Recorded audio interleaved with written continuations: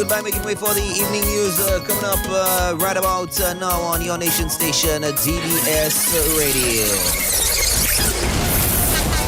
It's always a better choice. My one and only station. DBS Radio.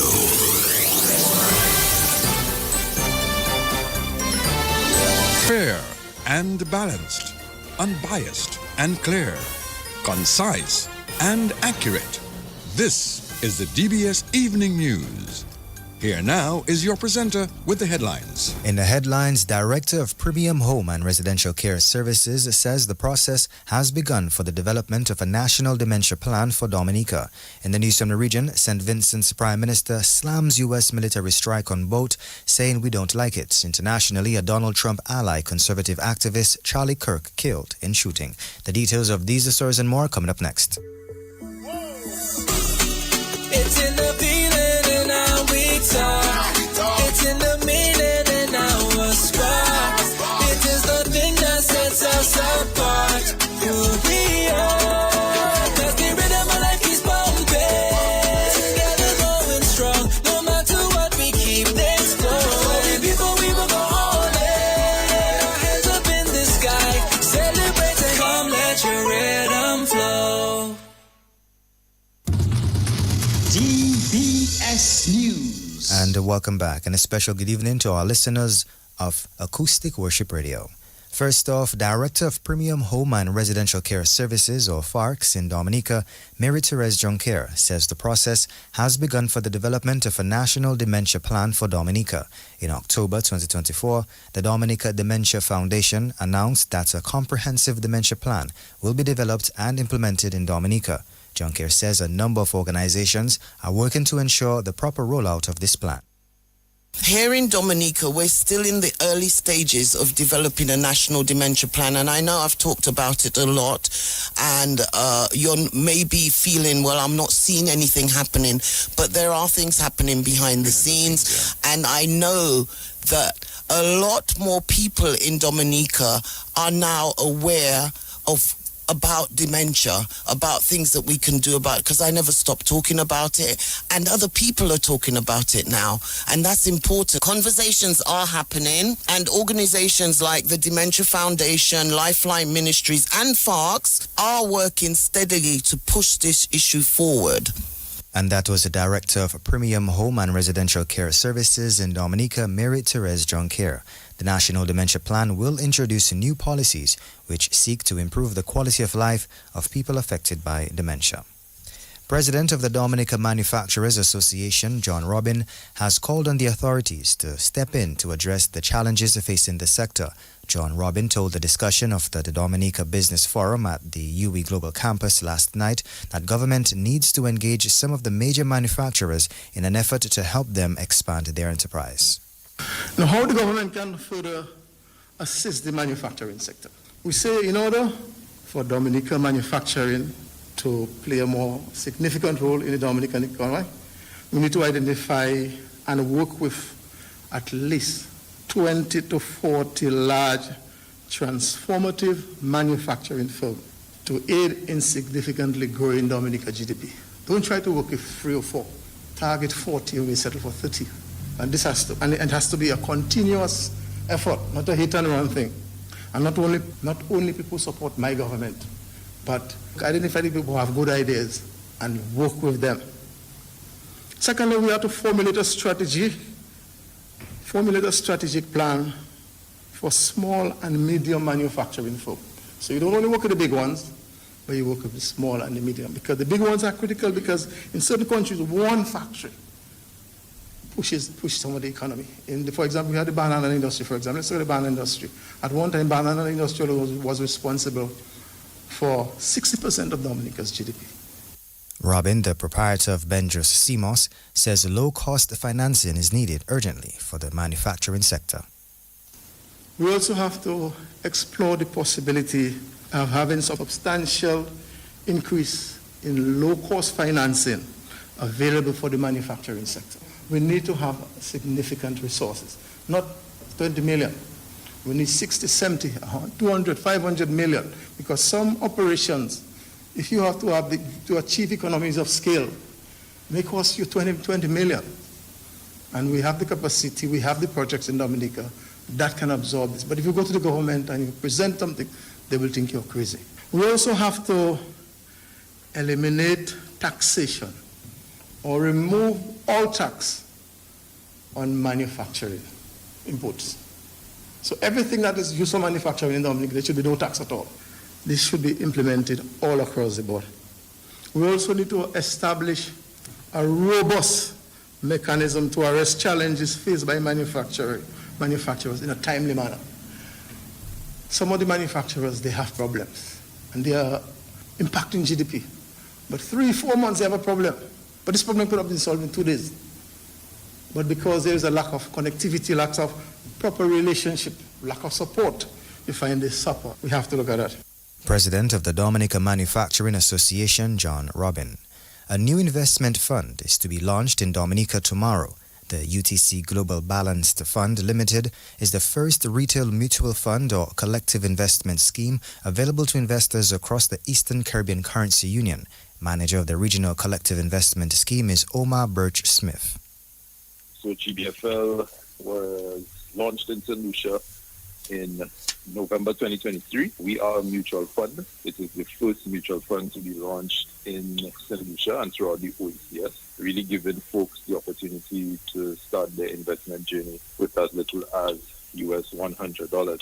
And a decision was taken by our parent company to expand into the Eastern Caribbean to give EC citizens that opportunity to start their investment journey. So we would have launched in November 2024 in St. Vincent as well.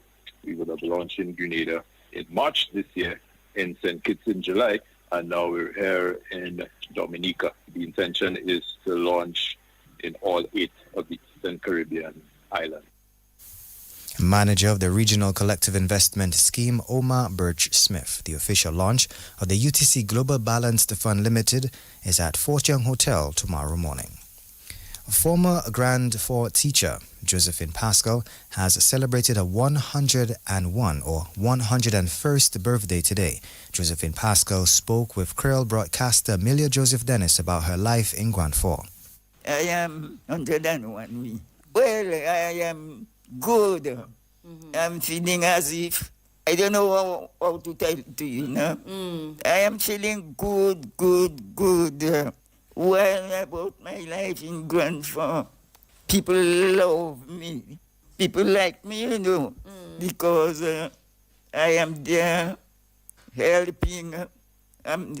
Don't worry how you see me. I can help in a way. I helping people. I can sew. I can read. I am free. You're free. I'm free with people. I was a teacher in the Grand Fort School. I taught arithmetic. I used to help in the classes. I was teaching lessons then, but I used to teach catechisms. They used to call me Maîtresse Lécition. I was a helper in the place. I feel happy to be there. Every morning, every day, I come in there and I say, thank you, Jesus. Thank you, Jesus. I used to come there and say, if I have a little food for birds or for fowls, I would sit there and I would send out food for them. So I am happy. I am happy with my life. I am happy. I'm good. And that was Josephine Pascal from Grand 4 giving us 101 reasons why we should be happy with our lives. Education Minister Octavia Alfred is reporting a successful start to the new academic year.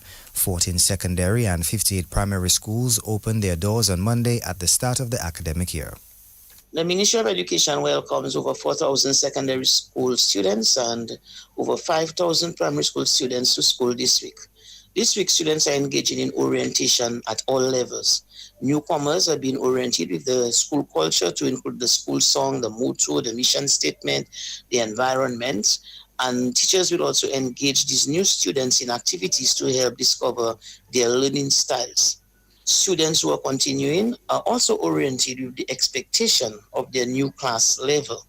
Officials from the Ministry of Education were on the ground on Monday, and from all reports, schools generally had a smooth opening.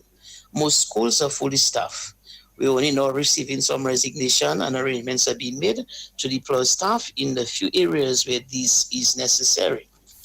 Meantime, students of the Dominica Grammar School return to the classrooms next week. Some of these changes will be small adjustments. Some of them will be new, and some of them will be reinstating specific practices. All this is in an effort to build more wholesome students who will be ready to contribute to nation building while living happy adult lives. The process will mostly be at the primary schools, and all schools will receive a handbook on community service, since all students at all levels are expected to engage in community service. The civics curriculum will be introduced at all primary schools. Other changes will range on how assembly is conducted, health and wellness, food security, financial education, and clubs. Now, the sewage works at the Dominica Grammar School, which was expected to take 2 days, were extended because of unforeseen circumstances. However, we are working with the contractor to have sufficient space for students to do their orientation next week. And the expectation is that all students will be in from 8 to 1 after orientation, while work will continue on the school in the afternoon. Minister for Education Octavia Alfred. Dominica's Prime Minister Roosevelt Skerrit has encouraged the CARICOM member states to throw their support behind the full free movement of people within the CARICOM. Belize, Dominica, Barbados and St. Vincent and the Grenadines have given a commitment to participate in the free movement of CARICOM nationals by October 2025. Mr. Skerrit is hoping other member states of CARICOM will join the initiative. And I'm hoping that others can join, recognizing the importance of this. An integration movement should not be a situation where we only want to participate where we believe we're going to benefit. I believe that there must be a spirit of we helping each other. And I think the free movement of all our CARICOM nationals, the free movement of labor is a crucial component to this. And for it to work and for people, ordinary people, to appreciate that they're part of an integration movement. So my hope is that all of us at some point, sooner rather than later, will recognize that is the only proper thing to do. Prime Minister Roosevelt Skerrit. DOWASCO is reporting steady progress on the water sector strategic development project. Chief Engineer at DOWASCO, Magnus Williams, says work on the Grand Force sub-project is nearing completion. Williams gave an update during the program DOWASCO in 5 on DBS Radio. Improvement works for the Grand Forks Intake Access Road and Montfregard Feeder Road in Rivière Syriac have now been completed. These road upgrade works are intended to facilitate pipe transportation and installation and access for intake upgrade works. Laying of HDPE pipe between the Grand Forks Intake and Grand Forks Storage Tank along the Intake Access Road is now ongoing, and pipe laying along the Grand Forks Village Main Road is almost complete. Meanwhile, laying of HDPE pipes cross-country in the valley between Grand Forks and Foyal in Rivière Syriac is about halfway complete. This is one of the most difficult and critical elements of the project required to extend water to the Monjon and Rivière Syriac communities, which are sometimes affected by insufficient supply. In all, approximately 5,500 feet of pipes have been laid to date in the Grand Forks, Monjon and Rivière Syriac area. Meantime, Williams is satisfied with the works done on the other sub-projects. Upgrading of the Kulibi Street Intake Access Road is now completed, which is a very significant achievement due to the number of large boulders which had to be moved and number of river crossings to be re-established. A new temporary intake and supply pipeline have been recently completed and commissioned to minimize interruptions to water supply as a result of turbidity increases caused by construction works in the river upstream of the old temporary intake location. Fusing of the main supply line from the intake has now commenced, with about 300 feet of pipe fused to date. Under the Kalibishi sub-project, upgrading of the Kalibishi Intake Access Road is now completed. Laying of the supply pipeline between the proposed new pump station and new storage tank site is ongoing, as well as the main distribution pipeline between the new storage tank site and the village. In total, approximately 10,000 feet of pipe has been laid in Kalibishi. As part of the project, a new pump station will be constructed near the intake site on the Hodges River, and Domlec was contracted to extend the Kalibishi power supply network to the site. These works are nearing completion. Under the Cassibruce sub-project, upgrading of the access road to the new Cassibruce intake site on the Yellow River is nearing completion. Fusing of pipes between the new intake site and the main road is ongoing, with almost 2,000 feet of pipes fused to date. And that was the Chief Engineer at DOASCO, Magnus Williams. The ongoing Water Sector Strategic Development Project is a major initiative in Dominica to improve water infrastructure and services, as the project key target areas are the West Coast, Grand Forks, Mont John, Cassibruce and Kalibishi areas. This brings us to the end of this evening's news. Up next is news from the region and international. It's in the feeling and how we talk. It's in the meaning and our spark.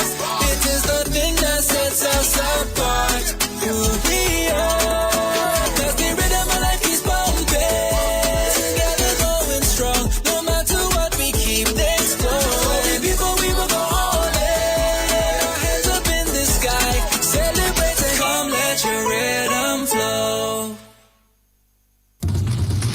DBS News. And welcome back. Now news from the region. In a bold statement that underscores growing regional tensions, St. Vincent's Prime Minister Ralph Gonsalves has publicly criticized a recent U.S. military strike against a boat in the Caribbean waters, declaring unequivocally that, quote, "we don't like it," end quote. Speaking on state radio, Gonsalves stated that a long-standing ally of Venezuela emphasized the CARICOM region's commitments to maintaining a zone of peace. While acknowledging the importance of combating drug trafficking, the Prime Minister raised serious concerns about the method of intervention. Experts have raised significant legal questions about the strike, noting that drug trafficking typically does not warrant summary execution.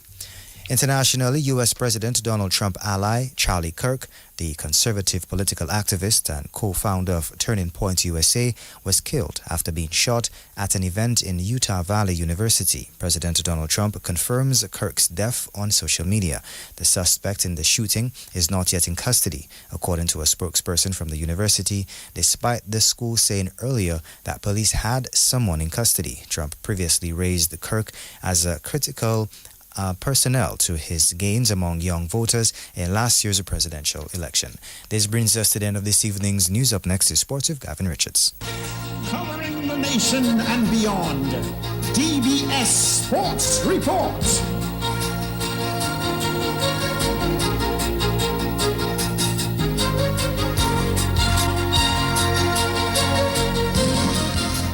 Flow's prepaid customers can now unlock big bonus rewards like bonus data, prizes, and more every time you activate a 3-day prepaid plan or larger.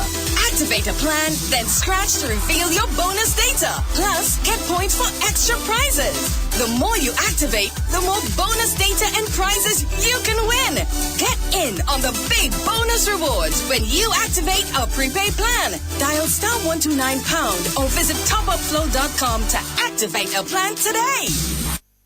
Well, good evening. I'm Gavin Richards with the DBS Evening Sports Report. Let's bowl off with cricket news as the West Indies opener Kiana Joseph cracked a half-century and Shamari Athapathu picked up the best bowling figures in women's CPL history as the Barbados Royals women made it 2 wins on the trot, beating the Trinbago Knight Riders as the women's CPL continued this afternoon. While the Barbados Royals taking first knock, they got to 137 for 6 in their 20 overs. Kiana Joseph smashed 63 and Kesia Knight at 29. Deandra Doughton picked up 2 for 22 as the Knight Riders did well to pull things back after the Royals were 59 without loss before being reduced to 91 for 5. While the Barbados Royals, in search of of 138. Or that should be the Trinbago Knight Riders in search of 138, lost wickets early, and they never got into the run chase. They were bowled out for 78 runs. Liza Lee top scored with 39. Arthur Pathu picked up 4 for 7, the best bowling figures in the history of the CPL. The Barbados Royals won by 59 runs. Here now is the Royals captain, Chanel Henry. Obviously, we went out with a plan today. Obviously, having won the toss first week, and I have an idea what we wanted to do. And we know once the day went on, the pitch wasn't, probably changed a bit. So it was really good for my bowlers to go out and actually apply their plans. Well, let's talk about the batting effort first. There must have been some concerns ahead of the tournament with no Hayley Matthews. What about Kiana Joseph opening? I mean, obviously, at the West Indies level, we know she could do it. So, obviously, we know we have that in our locker here at Barbados Royals. And, obviously, Atapatu, what she has done over the years for her team and, franchise teams. So, I mean, when you look back at the team, even when we knew Hayley was missing, we know we have a good core of players who could go out there and compete and try to challenge for, her title. Yeah, you're showing us indeed there's a lot of talent you have to work with. What about that bowling effort from Atapatu? I mean, yeah, obviously out there, when things was going, we kind of knew how the pitch was playing from when we was batting, and we needed somebody who was going to bowl dead straight at the stumps. And, she came out and she was like, Skip, I know exactly what I have to do. We know what we have to do. And you need somebody, just give me the ball. And I think I just threw it to her and she delivered today. And that's the Barbados Royals captain, Chanel Henry. Well, meantime, the West Indies women's and Barbados Royals captain Hayley Matthews has been ruled out of the remainder of the women's CPL and is expected to be out of action until December. Matthews picked up a shoulder injury, which will require surgery. Yeah, so unfortunately I've torn the shoulder socket. Gonna have surgery next week, I think it is. So gonna get that all fixed and repaired. Probably not what I wanted, tearing it. Just had a bit of a fall over in England, but hopefully get it sorted out quickly that I can be back on the field at Old Tony Park. I think they gave me about 9 to 12 weeks or so, which will put me to about December. So some good time, I guess, to get the body right till the end of the year and get back ready for a really big 2026. This is my first, I guess, major injury since my career started about 10 or 11 years ago. So I am quite thankful for that. I know that is a pretty fortunate place to be in when you can say that you haven't had a major injury in about 10 years. So yeah, going to be quite different spending about 3 months home now. Not sure what I'm going to get up to doing, but definitely a different challenge for me. I guess I can look at it that way. And I probably don't feel like it's the worst thing at this point in time. I've been going for a very long time. I'm playing a lot of, I guess, high-level international and franchise cricket, so the body probably does need a bit of a rest. And I guess it's good that it's come about in a time where we don't have too much on at the end of the year as well. And that's the West Indies women's and the Barbados Royals captain, Hayley Matthews. Well, let's bring you some more news from the CPL as the Barbados police are still conducting investigations into an armed robbery incident involving members of the St. Kitts Patriots cricket team. Well, the reports are that one of the members of the team was robbed of a piece of jewelry outside a popular establishment. The incident took place in the early hours of Tuesday morning. Well, investigations reveal that a group of men, including some West Indies cricketers, were sitting on a wall in an area of a food establishment when they were approached by an armed man. The players attempted to run away, but one of them fell and got into a scuffle with the armed man, and his chain was broken from his neck. A firearm was subsequently recovered at the scene. The investigations are still continuing into the matter. The police did not release the identities of those involved in the incident, and I know a number of Dominicans are concerned as to whether our own Alec Athenes would have been involved in that incident. Well, I can report to you that he wasn't involved at all, and he's safe and sound in Barbados. Well, the CPL action is going to continue tonight. The Guyana Amazon Warriors, they'll be taking on the Antigua and Barbuda Falcons. Of course, that game gets underway from 7 o'clock this evening. In some more sports, the president of the Dominican Olympic Committee, Billy Doctrove, is calling on parents and students to be cautious when deciding to accept athletic scholarships from foreign academic institutions. Doctrove says all efforts should be made to determine whether the scholarships will meet all of the expenses of the student athletes. He says there are too many instances of student athletes facing serious financial difficulties. Talking about scholarships, a word of caution to parents and guardians accepting scholarships for their children to study overseas in particular in the USA. We accept that those organizations and individuals who are offering the scholarships mean well, but you need to pay attention to the fine prints of those contracts. We have found ourselves in the past having to reach out to individual students who are stranded overseas, and our budget from the Olympic Committee does not cater for that. Something that we have to try and get additional funds to do. We have had situations where we have reached out to them. Some of them have been able to stay and complete their course. Some of them had to, unfortunately, come back home. Because, again, as I said, the contracts of those scholarships, you have to read the fine print. So whenever your children, I am appealing to parents and guardians out there, if your children have been approached to accept a scholarship, but ensure that that scholarship takes into account the complete scholarship for the child. President of the Dominica Olympic Committee, Billy Doctorov, and of course, Mr. Doctorov will be the guest tonight on the Off the Field program. That will be happening at 7 o'clock this evening. You don't want to miss that program at all. In some football news, DeWitt Center Mighty Avengers will be looking to keep pace with the Southern Zone leaders, Baffin's FC, as the DFA Division 1 League continues tonight. The Mighty Avengers will come up against Valley United FC at the DFA Technical Center. That game is set to get underway at 7 o'clock this evening. The other match tonight will see St. Joseph FC battling Marigot United FC at the Benjamin's Park. That game is set for 6:30 kickoff. Let's go back to cricket news as South Africa opened their T20 series of England with a win in a rain-impacted first T20 this afternoon. While the game was reduced to 9 overs aside, England batted first and they were 97 for 5 after 7.5 overs before the rain stopped their innings. Aidan Markram got 28 and Luke Wood, he picked up 2 for 22 for England.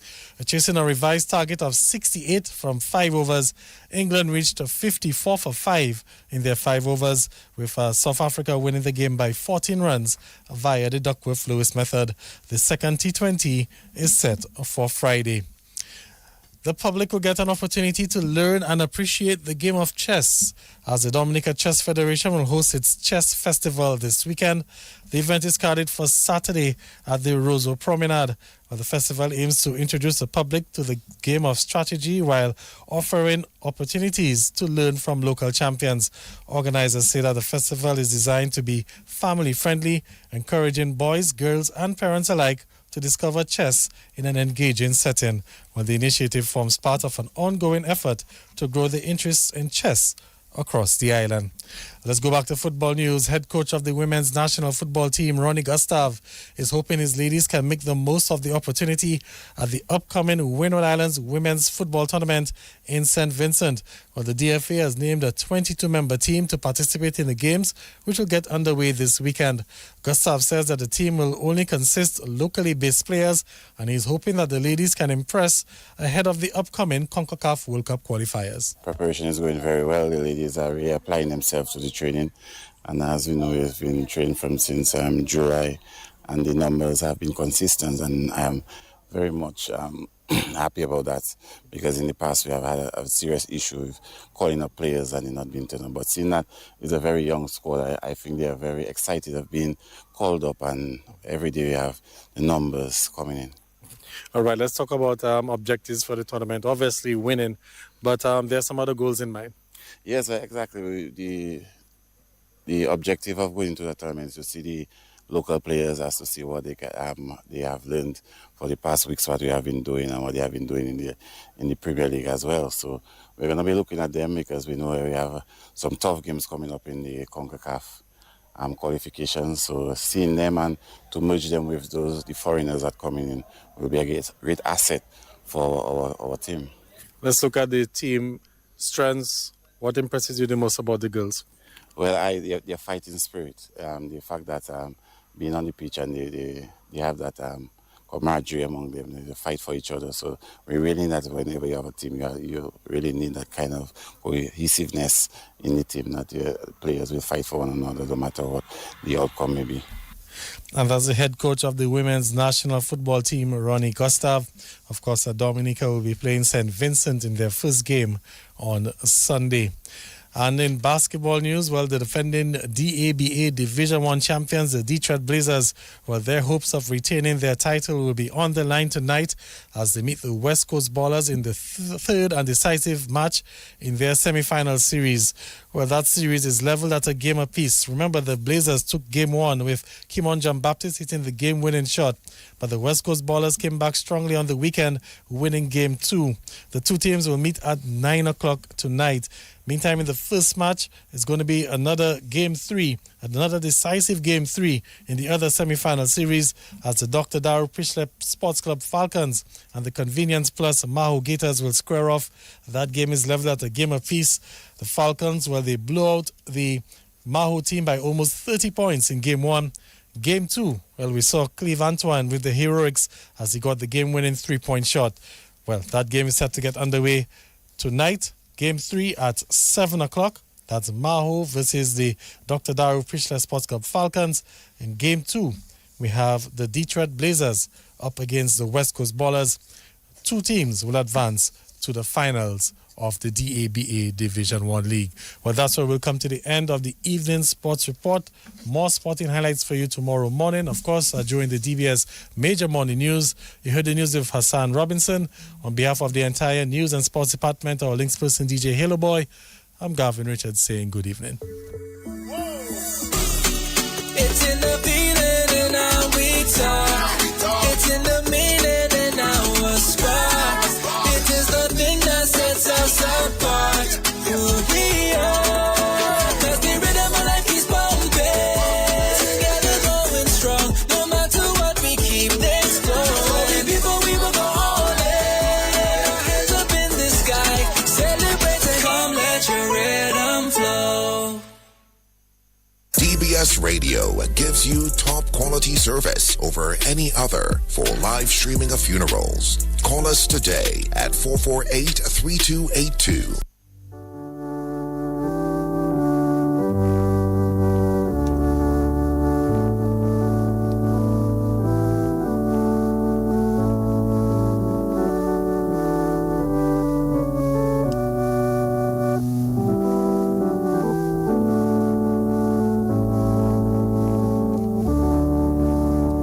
And welcome to this evening's edition of the DBS Radio Community Bulletin Board. It is the 10th day of September 2025. We begin with this evening's edition of the DBS Radio death announcements on the DBS Radio Community Bulletin Board. We announce the death of Augustina Matthew, better known as Gorgas, age 61, of Monjon. She died on Tuesday, the 12th of August in Monjon. She was the mother of Clementia Dolly Matthew in Monjon. She will also be remembered by her sisters, Ruthina Elwa in New York, Cecilia Anselm in Georgia, and Sister Cordelia Pierre in Roseau. Her brothers Bob and Pablo John Hope, her nephew Wayne, her nieces Vida, Rhea, and Sheila, grandnephew Frankie, grandnieces Tiara and Jahid, godchildren Shelby and Kahim, close cousins Frederick Blaze, Arsai, Francisca in Curacao, Tus in Florida, Claude in Tortola, Galu, Julius, Jake, Nikki, Giselle, Beryl, Adrian, Baby, Marvlin, Meander, Renice, Anne, Antonelia, Carol, Elise, Meme, Decima, Curtis, the children of Martina Defoe in St. Joseph, the children of Aline Joseph in Guadalupe, the children of Felician Matthew, and other names too numerous to mention. Friends, Father Coffey, Father Franco, the Daughters of Jesus here and overseas, Zophine, Nanan, Cyrilia, Miss Virginia, Peggy, Cynthia, Silo, Tessa, Muriel, and the children of Pablo John Hope, the communities of Monjon, Riviera Sirik, and